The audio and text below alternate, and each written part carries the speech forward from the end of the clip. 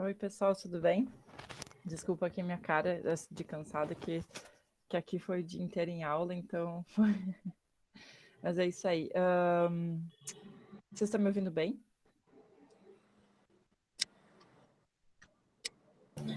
Estamos sim, Ana Flávia. É porque parece, às vezes, o pessoal comenta que meu áudio sempre é muito baixo. E na verdade está um pouquinho baixo, Ana Flávia.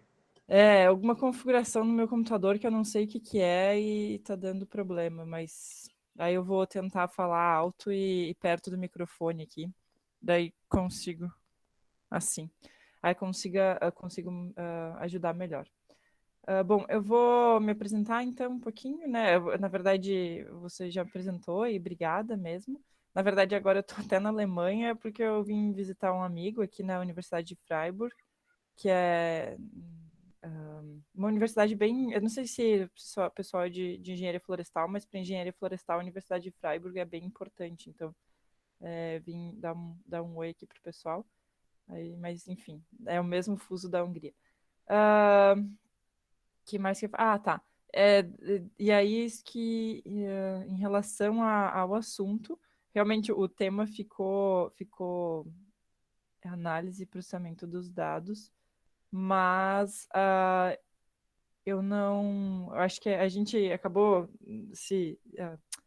eu acabei entendendo diferente e aí acabei fazendo mais, assim, entendendo mais que seria dar ideias, né, de outras possibilidades e não vai ser focado assim na análise estatística, enfim, como tu comentou, e aí eu fiquei até um pouco com medo, assim, porque eu acho que talvez o pessoal esteja esperando um assunto diferente e eu acho que eu não vou conseguir atender as expectativas, mas eu espero que possa ajudar em outras, né, em outros pontos, e aí a gente está sempre abre sempre o canal de conversa para interagir. Enfim, então, né, a gente. Deixa eu ver. Eu sou da Exalc, quer dizer, a minha universidade é Exalc e eu sou do LERF, lá do Laboratório de Ecologia e Restauração Florestal. E aí, como vocês, né, a gente já falou, engenheira florestal, mestre em recursos florestais também, aí eu fiz alguns anos de consultoria, e aí agora eu estou no doutorado, que é também em recursos florestais, na Exalc, e aí a ideia ainda está com título provisório, mas é a provisão e valoração de serviços ecossistêmicos pela restauração florestal e diferentes usos da terra. E a minha tese vai ser então na Bacia do Rio Doce, em Minas Gerais, Espírito Santo, porque é em parceria com a Fundação Renova.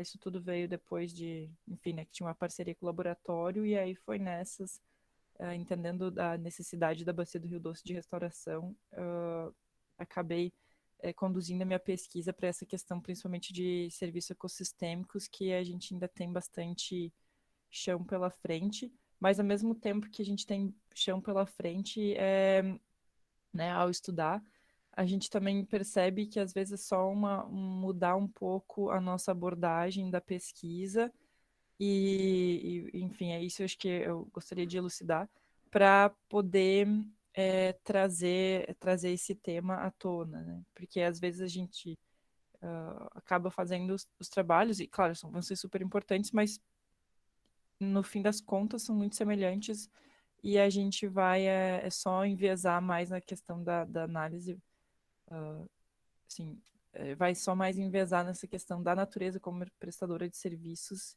e para outros resultados que a gente já vem tendo. Mostrando a Bacia do Rio Doce, mas vocês já sabem bem melhor que eu, se tivesse, né, antes de conhecer a Bacia do Rio Doce, onde ela fica. E aí o meu estudo, então, está sendo feito principalmente na região de Galileia e Marilândia, né, Marilândia no Espírito Santo, e Galileia é uma cidade perto de Governador Valadares. E aí eu vou apresentar para vocês um pouco do capítulo que trata sobre diversidade de plantas e estocagem de carbono em diferentes graus de intervenção de uma regeneração natural assistida no médio e no baixo doce, onde o objetivo é basicamente investigar como diferentes graus de intervenção em uma área de regeneração natural assistida pode influenciar a diversidade de plantas e os estoques de carbono acima e abaixo do solo.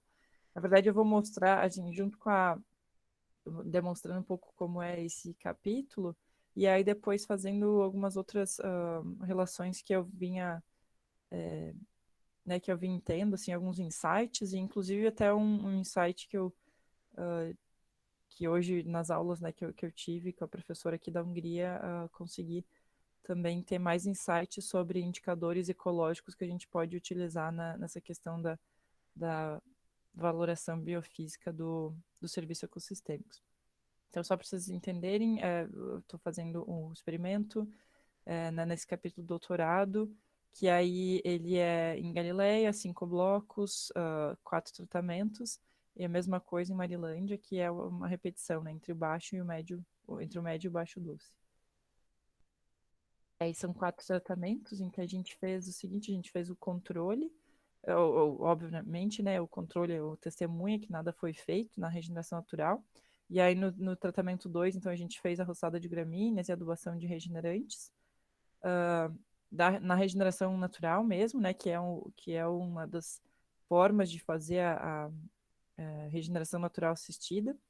E aí, como um complemento, então, né, um tratamento de complemento em que a gente entra ativamente plantando, a gente então fez os mesmas ações que a gente aplicou no tratamento 2, né, a gente fez no tratamento 3, mais um adensamento com mudas de espécies de recobrimento. E para quem não sabe bem o que é espécie de recobrimento, é um grupo de plantio, na verdade, né, que o LERF tem adotado, que significa basicamente as copas de folha larga, enfim. As copas densas que vão crescer rapidamente, né, as espécies de copa densa que vão crescer rapidamente e que vão recobrir basicamente o solo em menos tempo, que vai reduzir a manutenção, porque a princípio a ideia é fazer com que haja sombreamento mais rápido. E o tratamento 4 é a mesma coisa que o tratamento 3, mais um enriquecimento com mudas de 10 espécies de diversidade, que daí seriam todas as espécies do grupo de plantio que não foram incluídas nessa de recobrimento. Então, essa é uma diferenciação que é feita ali no laboratório no LERF e que vem sendo adotada até bastante no estado de São Paulo, mais como uma forma prática de separar isso na hora do plantio de restauração. E esse enriquecimento foi feito um ano depois. Só pra vocês terem uma ideia. E aí, enfim, as mudas foram plantadas. E a gente vem fazendo monitoramento, né, desse experimento. A gente fez a implantação, daí um tempo depois monitoramos e daí monitoramos de novo após 6 meses, e aí vai ser feito um próximo monitoramento no final de 2000 em setembro, enfim, de 2022, quando eu voltar do intercâmbio. E aí, para vocês entenderem, a gente fez essas aplicações nos 25 por 25 metros, né, cada parcela de intervenção, mas o limite do monitoramento mesmo foi no 20 por 20, e isso é interessante para reduzir o efeito de borda que tem entre a questão de aplicar um experimento ou não, e nesse 20 por 20, então a gente fez, além de fazer toda essa questão dos regenerantes, né, de levantar, que daí eu vou explicar um pouco melhor, a gente fez também algumas coletas de serrapilheira e coleta de solo. E aí, então, para vocês terem uma noção, né, de quão simples, teoricamente, são esses dados e como isso pode nos contribuir depois, claro que fazendo relações, né, com outros modelos, com modelagens, mas então a gente vai ter basicamente de dados os regenerantes. A gente vai ter basicamente dois tipos de indivíduos, né, que são os regenerantes, aqueles que realmente estavam lá no campo antes das nossas intervenções, e nos tratamentos 3 e 4 das mudas, né, que são os propagos que a gente introduziu lá. E esses regenerantes, então, a gente fez esse monitoramento nas espécies, todas as espécies arbustivas arbóreas que tinham altura acima de 50 centímetros, né, 0,5 metros, que é basicamente um padrão que tem sido adotado, apesar que no estado acho que no estado de Minas, às vezes a legislação até pede 30, acima de 30 centímetros, mas a resolução do Pacto pela Restauração da Mata Atlântica, não sei se vocês estão familiarizados com essa terminologia, mas com o Pacto, mas o Pacto é uma grande iniciativa, né, para poder atender os objetivos de restauração do ecológica do Brasil. E aí o Pacto tem um referencial teórico de monitoramento que é basicamente o que a gente se baseia quando vai fazer o monitoramento da restauração ecológica. E aí, então, as espécies foram identificadas, né? Ou então chegamos a morfoespécies, pelo menos, para separar elas. O que vocês vão ver vai ser importante para a questão da riqueza e diversidade, né? Os índices de diversidade. E aí a gente fez, então, uma avaliação da altura total, tanto dos regenerantes como das mudas. Claro que das mudas fica muito mais fácil, né, com trena métrica, porque elas ainda estão pequenas, enfim. O que às vezes nos regenerantes é mais complicado, que elas são maiores. E aí o básico, né, o básico do básico, medimos a circunferência e altura do peito, que é o CAP, né, dos indivíduos que tinham altura acima de 1,50. E aí, nos que tinham abaixo de 1,50, é porque né, o CAP é a medida à altura de 1,30 m. Isso foi uma diferenciação que foi feita por nós, assim, basicamente para poder capturar, ter esses dados de CAP, então, da maior parte dos indivíduos, mas ainda assim a gente fez uma avaliação do diâmetro e altura do solo dos indivíduos que eram menores do que 1,50, para com alguma aproximação, para ter uma aproximação da medida deles, para depois inserir esses dados nos modelos de biomassa, que é dos objetivos desse capítulo. E aí a gente fez a mesma coisa, então, para as mudas. E, enfim, foram feitas as amostras de solos, né, Ana Flávia, Oi? desculpa interromper, não sei se só para mim, mas você tá sem áudio. Agora? Não sei se só para mim, mas aparentemente seu áudio falhou. Você pode conferir. Desde quando tu sabe ou não? Se alguém... Deixa eu ver, cadê? Ô, Daniel, para mim aqui Oi. tá normal, tá? Então deve ter Pra mim sido um também. problema aqui, então, perdão. Tá bom. Não, beleza, não tem problema não. É bom me avisar até qualquer coisa, vocês me Porque eu fiquei preocupado que você falou no início, né, do que seu áudio às vezes falhava, deve ter sido algum problema. Mas obrigado, perdão. Não imagino. E aí a gente então fez a amostra de solo, que a gente vai ter a fertilidade do solo, e coleta de serrapilheira em duas parcelas nessas diagonal dessas parcelas. E como, né, forma extra que acontece, não vai ser usado por mim diretamente para minha pergunta, né? Mas a gente também fez a avaliação da cobertura vegetal, que é uma coisa, né, que tem sido feita nos monitoramentos de de restauração ecológica, e depois eu mostro melhor para vocês como faz, com a trena, né, estica trena, enfim. E essa avaliação ela vai servir também para a gente conseguir fazer algumas relações com outros dados de mortalidade de mudas, ou enfim, que daí não vai ser eu que vou fazer, mas vão ser os meninos que estão trabalhando comigo que vão aproveitar esses dados. E, enfim, então só para vocês terem uma ideia que não é nada muito muito robusto assim, em relação a esses dados, mas a gente vai ter uma possibilidade de trabalhar com serviços ecossistêmicos. E então o que a gente tem, né? Basicamente, quais são as espécies, a circunferência e altura do peito, altura total, cobertura vegetal, a massa da serrapilheira que a gente coletou e as análises de solos. Falando um pouco das espécies só, né? Que a gente fez essa questão de tentar identificar e aí fazendo uma... É bem importante assim, fazer essa questão de tentar categorizar elas, né, para depois facilitar na identificação e fazer prensa, coleta, enfim, quando a gente não tem essa possibilidade. E com esses dados das espécies, a gente vai conseguir, então, fazer aquela classificação básica, assim, os grupos sucessionais, e aí vocês vão me xingar, porque, tipo, de novo falando sobre pioneiras e não pioneiras, mas, por incrível que pareça, isso tem, assim, bastante importância para a gente que trabalha com a restauração ecológica, e aí até estava lendo alguns artigos e que a própria biomassa, né, ela super pode ser relacionada com esses diferentes grupos sucessionais, porque a biomassa tem relação direta com a densidade da madeira, e aí a gente sabe que as pioneiras são, normalmente, né, as pioneiras crescem mais rápido, então a densidade da madeira é menor, e isso vai ocasionar, às vezes, um peso menor, só que ela cresce mais.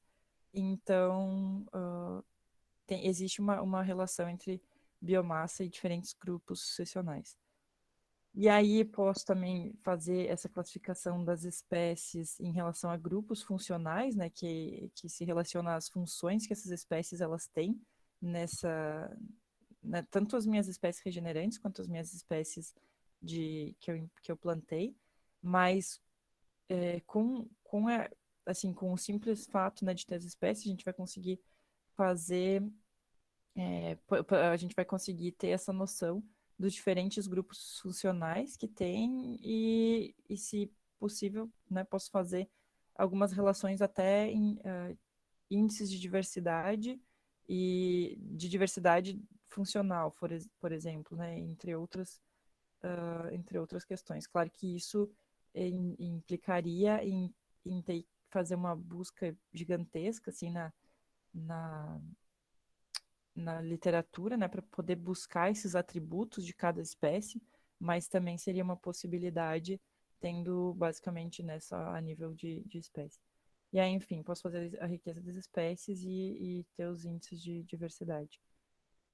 E os que eu vou usar, né, o mais comum é o índice de Shannon, mas isso também é, pode ser mudar, eu posso mudar e escolher outro de acordo com depois com a forma como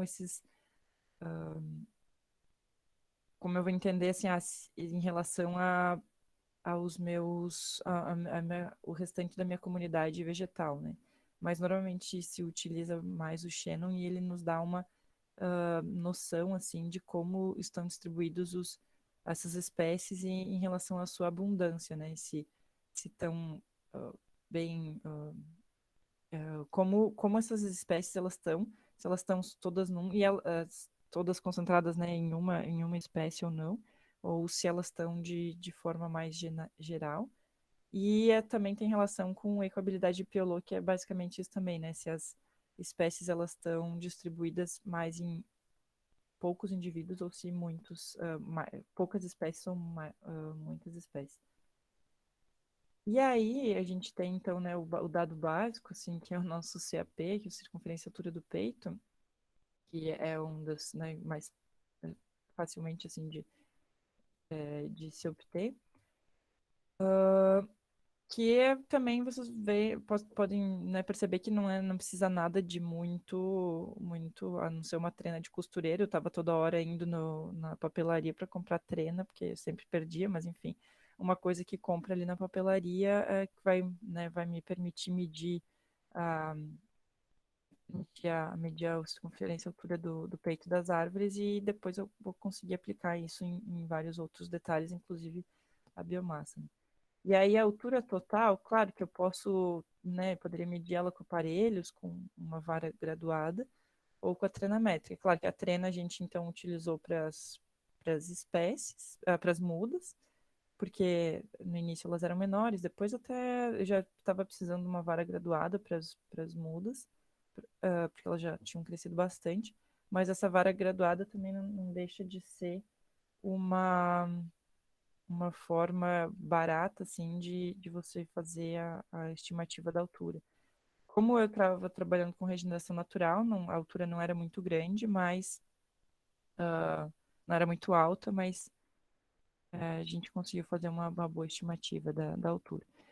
E aí, então, com esses dois dados, né, que basicamente CAP, a gente, obviamente, tem que fazer diâmetro, calcular o diâmetro altura do peito, através do aplicação, né, dividindo pelo π.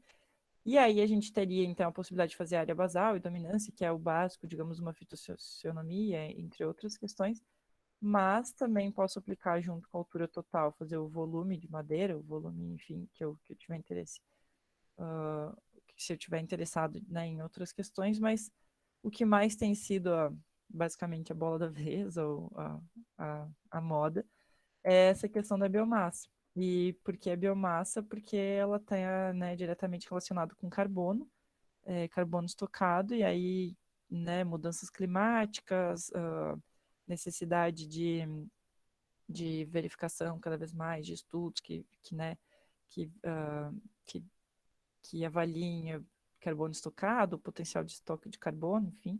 E lá vamos nós, então, trabalhar com a biomassa. E essa biomassa, ela poderia, né, então ela basicamente representa, não deixa de ser o peso, né, dessa matéria aí, acho que vocês devem saber bem já, do peso seco dessa biomassa vegetal, e ela tem os seus diversos compartimentos. O que a gente está trabalhando é basicamente só a biomassa acima do solo, e aí a biomassa viva acima do solo e mais a serrapilheira. Eu não vou adentrar na minha pesquisa em biomassa de raízes, né, que seria biomassa viva abaixo do solo, porque isso, né, já está bem. Eu já tenho bastante coisa na tese para fazer, mas teria a possibilidade também de avaliar a biomassa de raízes, que é uma que, querendo ou não, tem uma contribuição gigantesca para a estocagem de carbono, né, dependendo principalmente de quais florestas, quais tipologias florestais a gente está falando, mas ah, também as raízes, né, são super importantes para a estocagem de carbono. Então, se poderia ser uma coisa que eu poderia estar investigando, mas isso daria bem mais trabalho, porque envolve toda essa questão de, né, remover as raízes, enfim. E aí, então, o que eu posso fazer com isso é buscar modelos. Depois a gente vai ver que também eu vou aplicar os meus dados em modelos de alométricos que vão buscar identificar essa biomassa acima do solo. E aí, então, a determinação da biomassa eu poderia fazer por métodos, né, diretos, que são os métodos destrutivos, que eu realmente teria que cortar eles, ou por métodos indiretos, que é o que eu acabei escolhendo pela questões de fundos, né, que não ia ter possibilidade de fazer todo o trabalho, mas aqui só demonstrando um pouco de um trabalho que eu já fiz uma vez na Amazônia, que a gente fez um curso, e aí a biomassa pesa tudo, tudo mesmo, para poder fazer, depois construir esses modelos alométricos que a gente vai, que as pessoas, né, que não têm essa possibilidade de realmente fazer o corte da vegetação, a gente vai aplicar os nossos dados lá, os bem simples, né, de diâmetro e altura da árvore em modelos que as pessoas já fizeram todo esse trabalho. Claro que existem várias limitações, né, entre fazer isso, porque não fica, né, estimativa, obviamente tem seus viés, mas é uma forma de tentar aproximar. E aí depois a gente pode ver, né, eu trouxe só algumas coisas que a gente tem que tomar cuidado em relação a o que a gente tem que cuidar na hora de escolher uma, uma equação alométrica que vai ser usada. E aí a outra possibilidade, então, né, essa que eu comentei, que é por métodos indiretos, que é as equações alométricas, e normalmente elas envolvem DAP, altura, e a densidade da madeira em algumas, né, que daí para eu poder ter a densidade da madeira, eu teria que recorrer à literatura, e aí eu verificaria na literatura quais são as densidades densidade da madeira das espécies que eu estou trabalhando, para colocar junto no modelo. Inclusive, isso vai ter que ser uma coisa que eu vou fazer para as minhas mudas, mas é uma questão onde eu vou aplicar, né, nos métodos indiretos. E aí, como eu comentei, existem diversas, inúmeras equações alométricas, e cada uma elas têm suas características distintas de acordo com os dados que abasteceram. Ou seja, então, dependendo né, dos dados que os pesquisadores obtiveram né, fizeram toda aquela questão dos métodos diretos, isso vai tudo influenciar na minha escolha depois da equação alométrica. Só que, existe um grande probleminha, assim, em relação à utilização das equações holométricas.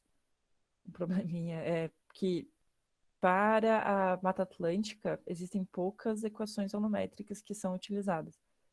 Tem algumas básicas, né, que são Chaves, 2004, que foi uma aproximação feita para buscar a biomassa das florestas tropicais, mas ela não foi testada, né? Ela não foi ah, aplicada aqui, então ela pode trazer grandes erros e isso é uma coisa que a gente não, né, não superestimativas ou que a gente não quer. E aí, como vocês podem ver, esse trabalho do Gardon, Fernando Gardon até ele é, foi do nosso laboratório por um tempo, fez toda uma análise de várias equações alométricas para obter a biomassa e a maior parte delas, então, né, abastecida ou com o diâmetro DAP, ou com DAP e altura, e normalmente é melhor que se escolha, assim, aquelas que têm DAP e altura, porque é o que mais nos aproxima do volume, né, da madeira, e que às vezes essas espécies elas podem ter diferentes alturas, né, diferentes comportamentos em relação a DAP, por terem diferentes espécies, então sempre bom procurar equações que envolvem pelo menos essas duas variáveis, né, DAP e altura total. E também trouxe, né, demonstrando aqui, que a gente tem, então, várias equações que podem depender da forma de vida, e aí esse trabalho do Fernando Gardon aqui, ele fez toda uma compilação, inclusive também nos tipos de nos tipos florestais, né? Aí a gente consegue ver, por exemplo, que basicamente só a Amazônia tem mais dados de equações holométricas. A Floresta Atlântica tem pouca coisa, ou se tem, então às vezes são né, regenerações muito mais antigas, e aí isso implica também na diferença dos dados de entrada, e isso pode me superestimar ou subestimar a minha biomassa. No caso, eu acho que até superestimaria. Eu escolhi, não tô aqui, essa aqui, Burger Elite, acho que acabou ficando essa, porque, também, e aí aqui o Fernando fez, né, nesse trabalho dele, colocou também o tamanho do diâmetro dos dados de entrada, né, tipo, o intervalo desses diâmetros de entrada e altura também. Isso é importante por quê? Porque eu não posso. Esse aqui eu depois já estou antecipando aí meu slide. Mas não posso extrapolar muito, né? Digamos que eu tenha dados que sejam muito menores que esse diâmetro aqui.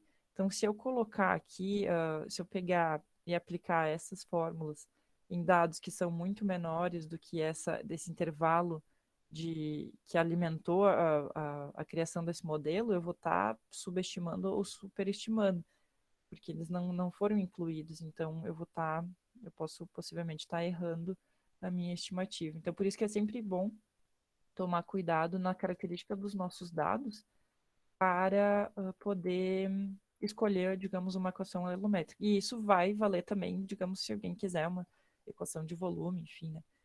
Então, a escolha dessa equação alelométrica ela vai depender muito de onde está a nossa floresta, né? Qual que é a tipologia florestal, qual que é o estágio de formação, quais são as principais formas de vida, enfim, né? Quais dados eu coletei, eu vou coletar no campo e qual o intervalo desses dados que eu coletei, eu vou coletar no campo. E aí isso, né, como eu falei, já estou antecipando aqui, porque senão a gente vai ter dados que vão sair fora da curva, que a gente vai ter os estimados e os preditos, enfim, e pode ser, digamos, né, que eu tenha dados que estejam fora dessa curva de aferição do modelo que o pessoal usou para construir. Tá. Bom, falei então um pouquinho dessa questão dos modelos alométricos. E aí, outro dado também, né, que a gente vai ter é a massa da serrapilheira, em que a gente fez a coleta no campo e fizemos 2 subparcelas de 25 por 25, né, coletamos todo o material que estava morto nesses ah, quadradinhos aqui de PVC, inclusive com recados super incentivadores, assim, você tá lá no campo, assim, super cansada e olha, Deus é fiel. E aí, eu demorei para perceber esse recadinho, mas eu acho que quando eu percebi, eu tava num dia super importante, assim, dessa mensaginha, era quase como se fosse o biscoito chinês, assim. E isso também foi um negócio que eu comprei no, como é que chama? Nessas lojas aí de construção, material de construção. Sai a Ana lá com 3 metros de cano e mais 4 cantoneiras para fazer o quadradinho de coleta de serrapilheira. Então vocês podem ver que às vezes não precisa ser um material muito complexo, né, para poder fazer a pesquisa. Enfim, daí coletamos saquinho de papel também, né? Mesmo do pão. Tem alguns. Esse eu não botei a foto, mas tem uns que o pessoal usa na Exalc que tem aí no recado também super incentivador, que é alguma coisa assim, agradecer, faz parte, não sei, eu sei que, assim, várias mensagens super importantes pra gente que é da pesquisa, assim, quando a gente tá morrendo de cansado, dá de cara com um saquinho escrito de, né, tipo, agradeça todos os dias e tal, são bem legal. Enfim, então a gente fez toda essa questão, né, de coletamos ali nas subparcelas, aí armazenamos esses sacos, aí foi para estufa, que daí depende, né, se 50 ou 60, mas acho que a gente eu usei 55. Tem o pessoal do laboratório que tem usado menor, 45, a temperatura. E depois pesar, então, essa rapelheira em, em balança de precisão. E aí, então, a gente vai ter as análises dos solos, que a gente fez, então, dessa primeira coleta foi... Esse aqui até o material do professor Igor. Esse aqui foi para a gente verificar a densidade, né, do solo. Tava olhando essa foto hoje, nossa, lembro desse dia, todos os dias coberta de solo até o chão, até a cabeça, mas enfim. É, enfim, daí vamos ter então essas análises da matéria orgânica, o teor de carbono orgânico e a densidade do solo para poder fazer as relações depois de carbono estocado no solo. E aí, como eu comentei com vocês, ainda a gente fez a avaliação da cobertura vegetal, né, que tanto do componente arbóreo quanto da separação das gramíneas invasoras, mais como uma forma complementar. E eu não sei se vocês estão bem familiarizados, mas isso também é uma metodologia do pacto, né? Também basicamente estica treino. Isso aqui era a gente só esticando, que não estava bem esticado ainda, mas o processo é mais ou menos esse, né? Um ajudantezinho aí para segurar a trena, o outro vai puxando. E aí, dependendo onde vai tocando essa trena, né, esticada, vai alguém anotando, né, cobertura daqui do 0 até o 2,5, a gente tem cobertura de vegetação exótica, que daí seria nossas gramíneas. De 2,5 até tanto, eu tenho, né, a cobertura de vegetação nativa. E aí, assim faz, então, toda essa avaliação ao longo dos 25 metros da trena, que isso é uma metodologia, né, para fazer a cobertura de dossel. E aí depois, nesse material aqui de São Paulo, a maior parte é para você realmente ter a cobertura de arbustivo arbóreo, né, que é o objetivo da restauração ecológica, por exemplo, e aí você somaria todos os trechos que tem cobertura de vegetação nativa e depois faz a relação, né, dessa soma pelo 25 e para fazer a porcentagem. Porém, eu ainda fiz isso separando por vegetação exótica, gramínea exótica, porque para nós vai ser importante também para ter uma noção de como tá se a gente está conseguindo fechar ou não, se a gente está tendo redução de vegetação dessas gramíneas exóticas ou não ao longo do tempo. Então, essa obter esses dados aqui também vão ser bem importantes para acompanhar no tempo. E só que essa metodologia ela é bem chatinha, assim, às vezes de fazer simples, assim, não é simples, ela só pode apresentar algumas às vezes, complicações em relação a passar, dependendo de como que é a característica da vegetação, se é muito, né, ruim, como eu trabalho com regeneração natural, às vezes tem uma maçaroca de lianas ou trepadeiras com espinhos, então isso é bem difícil, às vezes, ou chato passar a treina. E eu fiz na minha TCC da monografia, umas avaliações de cobertura florestal com drone. E o drone não era nada super tecnológico, né? Um drone com câmera normal, assim, câmera RGB. E aí a gente, ao invés de usar os índices de NDVI, que são normalmente utilizados quando se tem imagem na banda quando se tem banda do infravermelho, né? Porque precisa do infravermelho próximo. Eu fiz umas outras possibilidades com outros índices de vegetação, como, por exemplo, esse ops, aqui está errado, mas é MPRI. E aí a gente também tem, então, a área, né, aplicando no SIG, enfim, no ArcGIS, essa porcentagem de cobertura florestal. Então, também pode ser uma possibilidade de se ter esse dado de cobertura florestal e até, às vezes, para uma área maior. E o que eu vou fazer agora, só preciso ter um pouco de tempo para tentar fazer essas correlações, então, desse mapa com esses dados que eu gerei no campo, para poder fazer essas relações. E aí, então, só para vocês terem uma noção de quais dados que eu tenho e vou fazer as análises, né?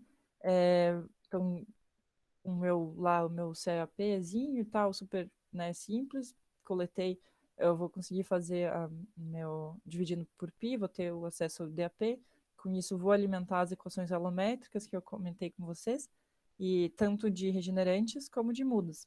Mas as mudas, elas têm outra característica, né, de vida, então aí eu vou ter que aplicar outra equação alométrica.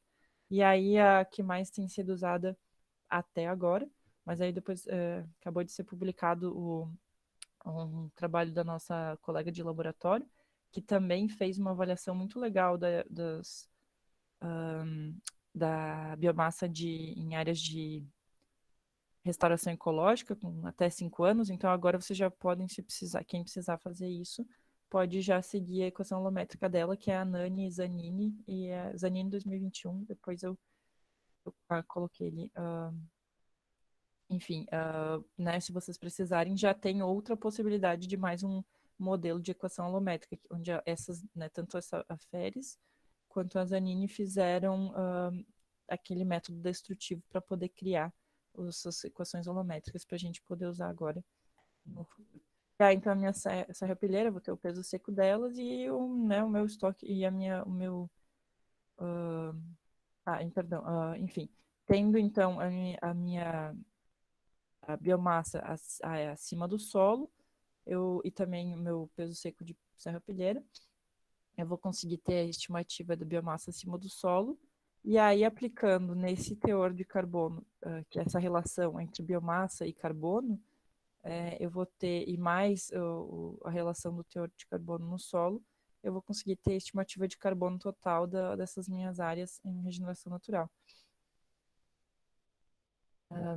E aí eu vou, né, digamos que eu vou fazer então 2 aferições, vou ter também o incremento de carbono entre a minha avaliação que vai ser feita no final do doutorado e no início do doutorado, no início das primeiras avaliações de 2020. E aí com isso, vou ter variáveis que eu vou ter de resposta. Então, basicamente, os estoques de biomassa viva, de carbono de biomassa viva, estoque de carbono da serrapilheira, os incrementos de carbono acima do solo e o estoque de carbono no solo também. Então, qual que vai ser a minha variável independente, né? Que vai ser a minha variável fixa. Então, vai ser os graus de intervenção na minha regeneração natural, ou seja, meus tratamentos, né? Que vou aplicar isso. E ainda vou ter as variáveis aleatórias, que vão ser o meu tempo, que é né, a avaliação de 2020 e 2021. Com isso, vou fazer a avaliação das premissas, né, a distribuição dos resíduos, homogeneidade de variâncias, enfim, e vou aplicar em modelos lineares ou então modelos generalizados mistos. E como que vai ser essa diferenciação? Na verdade, depois que eu avaliar essas premissas, então eu vou verificar a distribuição dos resíduos desses meus dados e se eles não seguirem a característica se eles não seguirem a distribuição normal, né, eu vou ter que buscar, então, por modelos que são generalizados, porque eles buscam, tem outros tipos de distribuições, que não necessariamente a distribuição normal, e aí eu posso usar eles. E também verificar essa questão da homogeneidade de variâncias, né? Porque às vezes a gente pode ter variâncias que são distintas, enfim. Então, não tendo se essas premissas não forem atingidas, eu vou utilizar os modelos generalizados, mas se forem, eu vou utilizar os modelos lineares simples, no caso, né? Os modelos lineares que se baseiam na distribuição normal. E aí mistos, porque eu tenho, então, como uma variável aleatória, ou seja, uma variável que vai mudar, que é essa questão do meu tempo. A escolha isso tudo, né? Eu poderia fazer a nova simples, mas eu utilizei para o meu doutorado uma outra forma, na época do mestrado mesmo, utilizei uma forma de escolher como vai funcionar, né? Eu vou ter um modelo que vai ser assim, essas variáveis respostas, estar, elas vão ser influenciadas pelas minhas variáveis independentes, ou um modelo, digamos, um nulo, um outro modelo, que informaria que estaria representando que não vai haver nenhuma mudança, que essas variáveis respostas elas não vão ser influenciadas pelo meu grau de intervenção na regeneração natural. E aí eu vou ter parâmetros desses modelos e existe para escolher esses melhores modelos, ou seja, entre aquele modelo, o nulo, ou então o modelo, né, que informa que não tem diferença, e o modelo que informa que tem diferença dos tratamentos, uh, essa escolha entre esses dois seria feita com esse critério de informação de ACAIC ou ACAIC, que é o conhecido AIC. Também é uma possibilidade em relação ao p-valor, enfim, que às vezes se é utilizado. E se for o caso, fazer comparações, né, de médios. E aí estão buscando algumas relações que posso fazer ou né, que que eu vou poder fazer depois, até para discutir os meus dados. E é isso que é uma coisa que eu queria ter feito já melhor, essa avaliação para poder trazer para vocês hoje, mas essa semana foi bem cheia. É essa questão de biomassa acima do solo, com o carbono abaixo do solo, porque poder fazer essas comparações. A biomassa com a minha biodiversidade, que isso sim é né, das perguntas do capítulo. Eu vou poder também fazer essa relações da biomassa com os meus grupos sucessionais lá, né, que mesmo que simples, as minhas pioneiras e não pioneiras, ainda assim, sozinha, às vezes elas não são, sozinho, assim, de forma, né, solitária, se não feito uma relação, elas pode ser que elas não tenham tanta, tanta, tanto valor, assim, né, ou só a informação, tem tantos por cento pioneiro e tantos por cento. Mas quando a gente faz relações com outros dados, isso acaba tornando essas respostas interessantes. Porque, né, isso depois vai nos possibilitar, digamos, eu posso fazer, digamos que eu tenho uma restauração ecológica, um projeto de restauração ecológica no futuro, eu quero conduzir para, sei lá, né, estocar mais carbono. Então, como eu vou ter que fazer esse meu manejo, inserir mais espécies sucessionais, inserir mais pioneiras, ou mais secundárias tardias, ou secundárias iniciais, enfim, né, eu vou fazer essa questão. Eu posso usar isso como uma relação para fazer futuramente indicações de manejo dessas áreas de restauração ecológica. Esse carbono estocado, isso é uma das outras perguntas do doutorado, eu vou poder fazer essa valoração dos serviços ecossistêmicos, né? Ou seja, então, isso vai me possibilitar fazer, basicamente, né, trazer para essa abordagem de serviços ecossistêmicos, e aí não só a valoração biofísica, como a valoração monetária, que daí a gente encontra o carbono equivalente, que é do dióxido de carbono que está sendo estocado ali, e aí faz uma comparação com com o preço que os créditos de carbono têm sido comercializados, enfim, aí consegue uma aproximação da valoração monetária. E aí eu trouxe para vocês aqui essa mortalidade das mudas, por exemplo, né, que são outros dados, que até não trouxe para vocês, que não é uma coisa que eu vou fazer, mas é o que os meninos vão fazer, é fazer essa relação também, né, de mortalidade de mudas, cobertura vegetal, enfim, outras coisas. E hoje até eu roubei esse slide aqui da professora, onde ela estava comentando que alguns indicadores, né, das condições ecossistêmicas que a gente pode fazer, que a gente tem os indicadores e a gente pode fazer, a gente pode ter uma noção, digamos, né, com alguns atributos a estrutura do ecossistema, ou então, né, com diversidade de espécie e abundância, a gente consegue ter esses indicadores ecológicos que vão depois nos fornecer dados de serviços ecossistêmicos. Então, um exemplo, né, de estrutura do ecossistema. Então, pode ser que aqui a madeira morta, aqui na Europa, a princípio, eu acho que eles usam bastante em questão que é super importante, porque daí atrai a fauna, tem vários a microfauna, enfim, entre outros, que vão ser atraídos, né, por essa madeira morta que tem na floresta. Então, isso também é um indicador ecológico que pode me trazer importantes serviços ecossistêmicos, enfim. A diversidade de espécies também. Então, são todos indicadores ecológicos que vão poder nos trazer depois serviços ecossistêmicos. Informações sobre os serviços ecossistêmicos que essas florestas, enfim, estão prestando. Acho que era mais ou menos isso. Agora a gente pode, né, discutir, enfim, desculpa se me estendi bastante, mas espero que tenha sido, de alguma forma, vocês tenham, enfim, né, aproveitado a apresentação. Muito obrigado, Ana Flávia. Foi muito empolgante sua apresentação, muito interessante ver o seu trabalho e as possibilidades, né, de variáveis que a gente consegue derivar até de análise simples, né, como você mostrou ali com o caninho escrito Deus é fiel, ou o sacolinho de papel, são análises bem interessantes, né? A gente abre agora, então, para perguntas, né, para alguma colocação que quem está nos participando aqui queira fazer, pode fazer pelo chat ou levantar a mão e a gente vai organizando aqui. Aproveitando, eu vou enviar a lista de frequência também aqui no chat para vocês já conseguirem preencher. Daniel, só antes das perguntas, né, queria agradecer muito a Ana pela disponibilidade, né? Esse nosso grupo de pesquisa, ele é relativamente recente, a gente começou a trabalhar mais intensamente, né? O Daniel, junto com a Karen, com a Fernanda, a turma aí tem mantido o grupo funcionando bem. É extremamente importante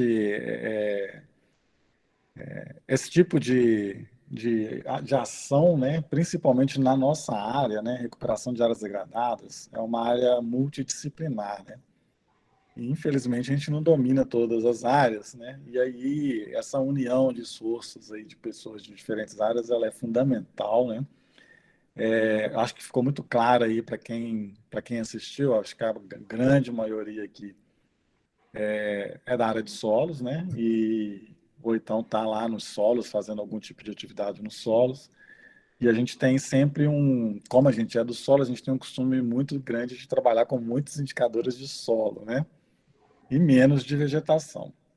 E quando a gente vai para a engenharia florestal, é o contrário, né? Você tem muitos indicadores de vegetação e quase não tem indicador de solo, né? E aí eu acho que essa integração ela é fundamental, né? A recuperação de áreas degradadas ela é altamente dependente da vegetação e do solo, né? O solo é o suporte da vegetação, a vegetação é uma resposta do que você tem de solo, né? Então, a gente está muito acostumado lá com os indicadores de solo, mas você traz aí os indicadores de vegetação, né? Que são mais comumente utilizados. Isso para a gente é muito importante, enriquece muito assim, nossa visão, né, da importância de trabalhar com os indicadores de vegetação. Para a gente, para a maior parte aqui, tem muita coisa que é novidade, né? algumas referências importantes, principalmente as equações alométricas, né, que é uma coisa muito antiga, né? É uma coisa que se estuda há muitos e muitos anos, mas a gente ainda não tem boas equações para boa parte dos nossos. A gente não pode nem falar de bioma, né? Porque dentro dos biomas, se a gente pegar a bioma Mata Atlântica, a gente tem várias fitofisionomias, né? A gente tem manga, a gente tem campo rupestre, a gente tem várias fitofisionomias diferentes. E aí a gente não vai ter equações para todos os tipos de fitofisionomias, né? Embora seja uma ciência antiga, ainda falta muita coisa a ser feita, né? Então, obrigado aí por trazer, né, essa visão que a gente precisa ter mais ampla de todo o processo, né? E uma coisa, assim, que eu acho que é fundamental para a gente refletir, né? A gente tem um certo volume de dados de vegetação, a gente tem um certo volume de dados de solos, a gente precisa aprender a fazer análises robustas, eu falo análises estatísticas mesmo, né? Que envolva a relação solo-planta. Não só estatística para a planta, também não só estatística para o solo, mas a gente precisa dessas análises que estuda a relação solo-planta, né? Então, isso é fundamental e eu acho que a gente tem que avançar muito nesse sentido. A gente sente cada vez a necessidade de melhorar isso, de fazer esse tipo de avaliação para ter uma coisa mais completa, né? E tentar entender ali o processo da recuperação ambiental de uma forma mais completa, né? Era isso só, tá? Eu vou abrir aí. Eu coloquei algumas das referências que a Ana trouxe aqui, que são muito interessantes, a questão do Pacto da Mata Atlântica, né? Coloquei ali o acervo que tem lá, que tem uma parte só de metodologia, né? Que é um pouco diferente do que é usado tradicionalmente aí, que é definido até pela legislação, como a Ana chamou atenção, né? Um artigo da Zanini. Então, coloquei aí algumas. A Ana colocou também do Gardner, né? Que é uma referência importante.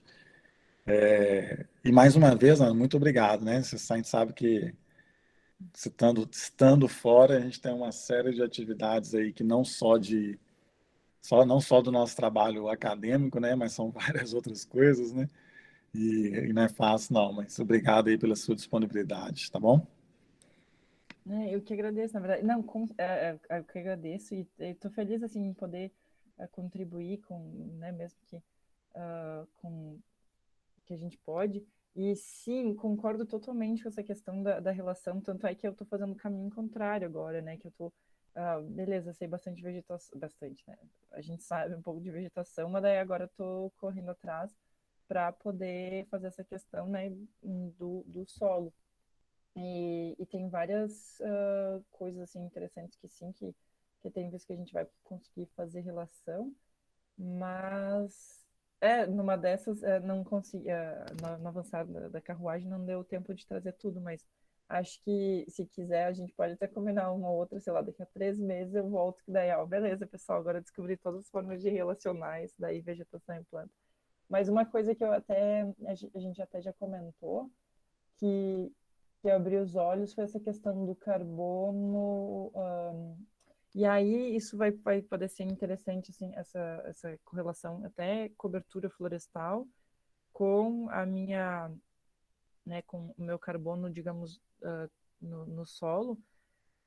Eu percebi que a gente, digamos, quando a gente faz essas intervenções, né, de plantio, daí tem que faz plantio, daí faz aplica herbicida, uh, aplica adubação, tudo entra na área e tal, o solo tem ficado muito mais nu do que nas áreas que não tem sido feito nada, né? Das áreas que a gente não, ou que a gente só aplicou herbicida e a gente, ou então até as áreas que são testemunha.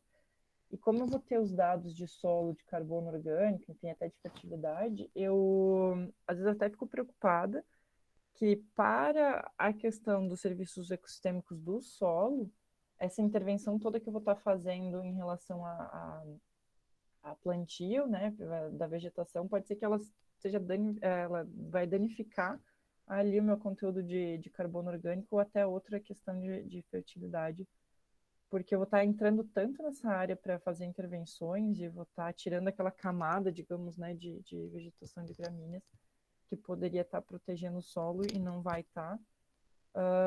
Então pode ser um desserviço, não sei, enfim, né, é uma coisa que eu tô curiosa. Não quero que isso dê negativo, mas é uma coisa que pode acontecer.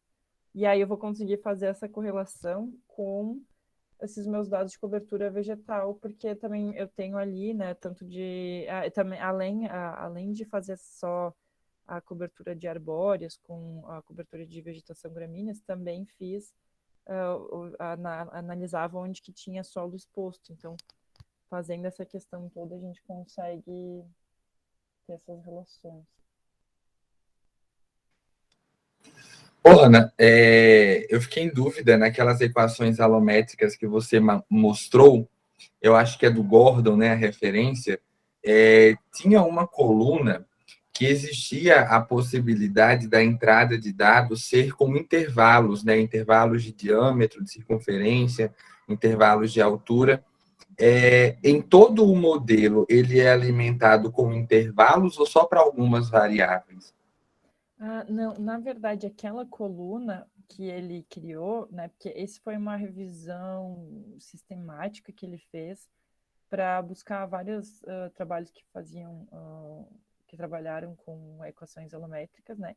Ele fez um compilado de equações e naquela coluna, na verdade, ele colocou os dados, o intervalo de dados que os próprios pesquisadores do trabalho primário lá, né, que tem os dados primários que eles trabalharam. Então, se vocês forem ver, por exemplo, o artigo da Nani, da Zanini 2021, as espécies dela tinham diâmetro entre 3,5 até 47. Então, se eu, nos meus dados, tiver diâmetros fora desse intervalo que os pesquisadores criaram a equação alométrica, se eu utilizar dados fora desse intervalo, pode ser que eu esteja né, errando muito fora, assim, errando muito, errando rude. Mas E esse procedimento de conferir, digamos assim, a amplitude dos dados antes de usar determinada equação é uma rotina ou foi apenas, digamos, uma curiosidade que levou eles a prepararem esse artigo? Não, isso é uma rotina que a gente sim tem que fazer, porque na hora que vai estudar, né? Porque para poder fazer essa escolha, realmente tem que fazer uma triagenzinha assim de qual é o comportamento dos meus dados com qual é o comportamento dos dados dessa equação ilométrica que eu estou analisando. Então, sim, tem que ser uma coisa que é rotina. E até anotei aqui umas coisas. Enfim, eu estava criando as planilhas nesses dias e queria até dar umas dicas. Anotei aqui, eu esqueci de colocar no slide, mas a gente. Deixa eu ver. Agora eu estava fazendo toda essa avaliação, né, dos meus dados. Eu tenho muitos dados de vegetação, enfim. E às vezes acaba sendo confuso, né, de como a gente vai fazer como a gente vai criar essa planilha. Mas entre as dicas que eu estava anotando até para mim e para dar para os outros, era, né, que a gente tem que realmente tirar um bom tempo para organizar essa planilha dos dados e fazê-la o mais rica em informação possível.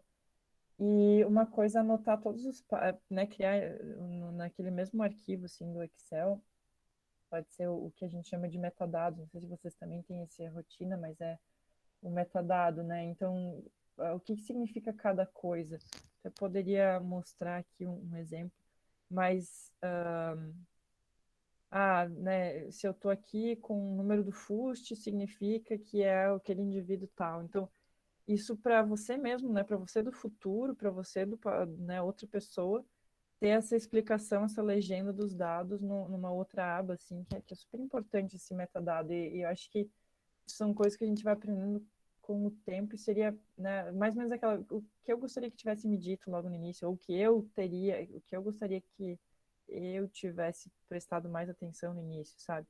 E outra coisa, assim, anotar os passos. Fiz isso, daí o que eu considerei outlier, o que que eu tirei aqui, o que que eu mudei aqui, assim, assado.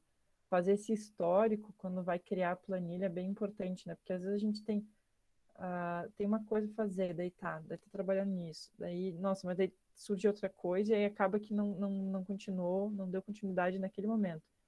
E aí depois quando vai pegar de novo, já esqueceu o que fez. Então eu acho que se eu pudesse dar um recado, eu colocaria essa questão assim, de criar da rotina dos metadados e da rotina de o que foi que eu fiz, enfim. Tem até gente o pessoal que trabalha com SIG, eles têm uma boa, isso já quase meio que a rotina deles também, que todos os dias que eles trabalham com algum dado, ou fazem alguns mapas, enfim, né, tem a tabela de atributos, digamos, de um mapa lá no SIG, eles pegam e anotam lá na rotina de trabalho o que foi feito. Então, isso é bem interessante. E tentar buscar ser o mais organizado, né? Que tem em relação a essas planilhas, porque às vezes um errinho aqui, outro errinho ali, a gente tem que tomar bastante cuidado com essas. Eu gosto bastante de aplicar, às vezes, filtros, enfim, nas tabelas, mas dependendo do que vai estar sendo feito, pode gerar um grande erro, assim. E pode copiar e colar coisa, então sempre prestar bastante atenção. Ana, essa questão ela é fundamental, né? E a gente também aqui chama muita atenção dos estudantes para isso. E a gente tem uma referência aqui que, né, eu considero como uma leitura obrigatória, é o livro Estatística sem Matemática, né, que fala muito sobre isso, né? Então, realmente é uma situação é uma questão bem importante e a gente tem uma referência aí muito boa sobre isso. Tem um outro que é estatística também para dados ecológicos, dados ambientais, não lembro mais, mas que fala bastante sim, sobre essa rotina dos metadados e tentar buscar fazer todo esse roteiro, assim, que facilita.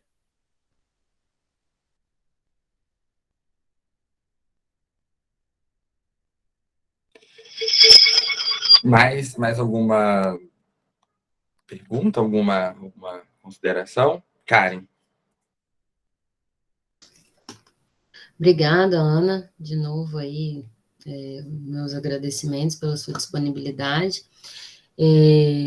Foi ótima a palestra, foi bem esclarecedor a gente conseguir ver outras formas de se trabalhar, né? Nós temos o costume de ir para campo, eu vou coletar, nós, principalmente da área de solos, né? Vou coletar as minhas amostras deformadas e já tem até o direcionamento, vou fazer essa lista de análise, porque é o que todo mundo faz, né?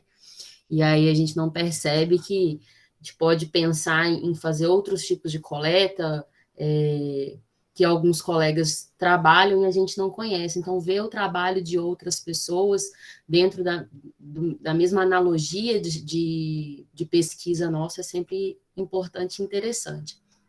Eu queria ter uma curiosidade minha, que eu venho percebendo muito, né, o pessoal, principalmente do geoprocessamento, trabalhar, que é a sistematização de pontos de coleta, né? A escolha a priori dos meus pontos de coleta, onde eu vou provavelmente achar uma melhor resposta usando imagens de satélite. Para essa parte de restauração, você acha que é uma vantagem ou é uma desvantagem? Isso auxilia de alguma forma? Você já utilizou essa validação para poder chegar ao campo e saber exatamente aonde eu vou fazer as minhas coletas? E isso tem trazido algum tipo de resposta interessante, do seu ponto de vista? Sim, claro. Sim, esses meus dados, né, foram com dados experimentais, então quando eu fui implantar as áreas, eu tinha que, nesse caso, né, para poder implantar o experimento, eu precisei andar pelas áreas para poder buscar áreas que tivessem mesmo a densidade de regenerantes, enfim, inicial, né? Então, aí nesse caso, eu tive que realmente ir buscando elas para implantar meu experimento. E naquela época até faço uma ressalta, assim, eu não estava com acessibilidade ao drone, e acho que hoje, né, uma das grandes dificuldades para eu encontrar, por exemplo, a minha área de regeneração natural, para fazer o experimento, era contar regenerantes e tentar buscar o mais parecido, né, da área possível, né, para eu poder formar um bloco. Naquela época eu não estava com acesso fácil ao drone. Se eu fizesse hoje, eu acho que eu faria todas essas análises assim de antes análise das imagens do drone para fazer a cobertura florestal, para daí ir para o campo, para poder selecionar essas minhas parcelas de uma forma melhor. Mas naquela época eu não tinha, então eu tive que ir para cá. Mas aí, voltando à tua pergunta, em relação a essa questão da aplicação das parcelas, sim, dependendo do tipo, né, de avaliação, digamos que a gente vai fazer um inventário observacional, que é uma observação, que é só observação, não é um experimento, né? Sim, essa questão da aleatorização é super importante, ou aleatorização ou sistematização. E são dois tipos, né, de fazer o inventário florestal, digamos. E por que que é importante, né, fazer o que a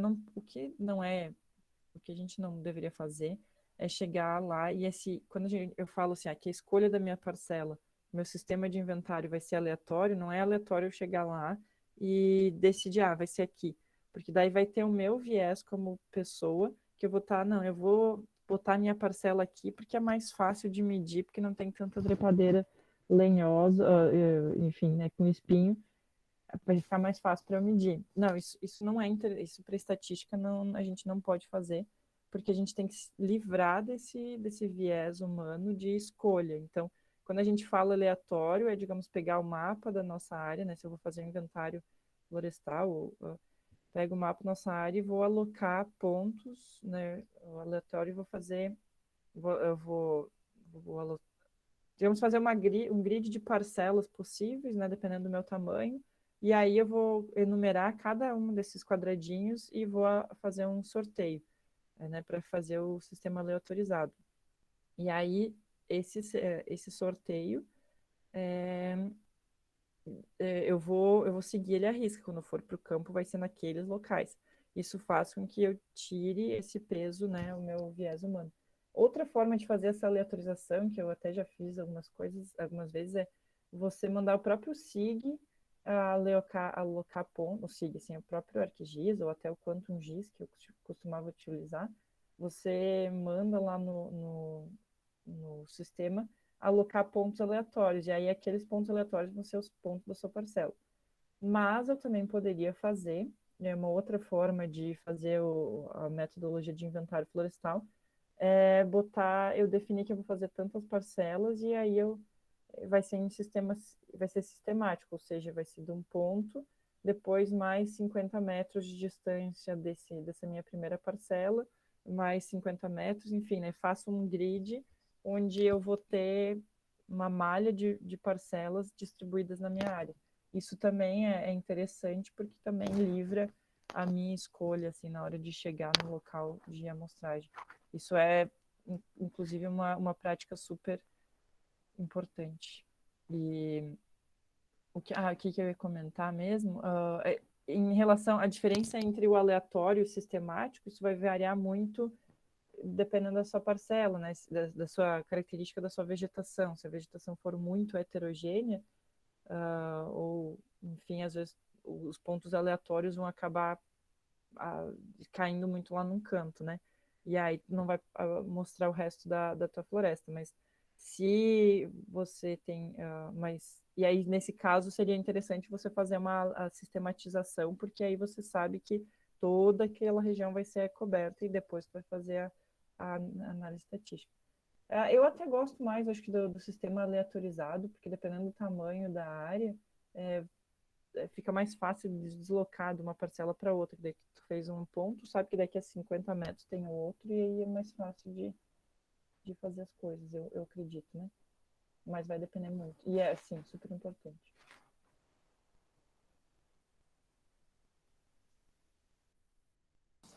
Obrigada pela resposta. Mais alguma pergunta?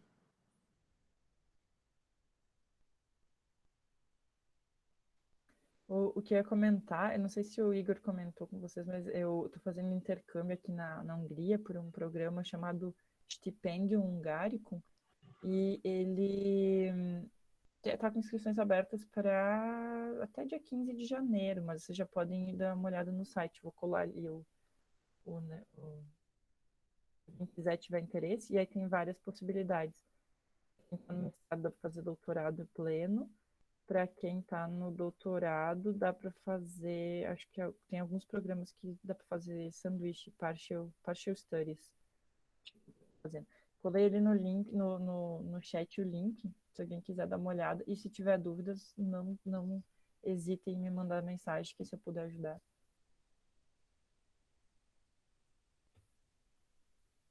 Mandei ele. Muito bom. Pessoal, mais alguém? Tem alguma pergunta? A gente já está também no avançado da hora. Não tendo mais perguntas, então, eu quero agradecer novamente a Ana pela disponibilidade. Muito obrigado, Ana. Agradecer a presença de todo mundo, todos que estão aqui, né? Teve um público muito bom hoje. Agradecer aí a turma que está organizando o nosso grupo de estudo, né? Que tem feito aí um trabalho excelente nas nossas redes sociais, na divulgação dos trabalhos, né? E da mesma forma, né, essa apresentação a gente coloca no YouTube, fica lá no YouTube do nosso grupo.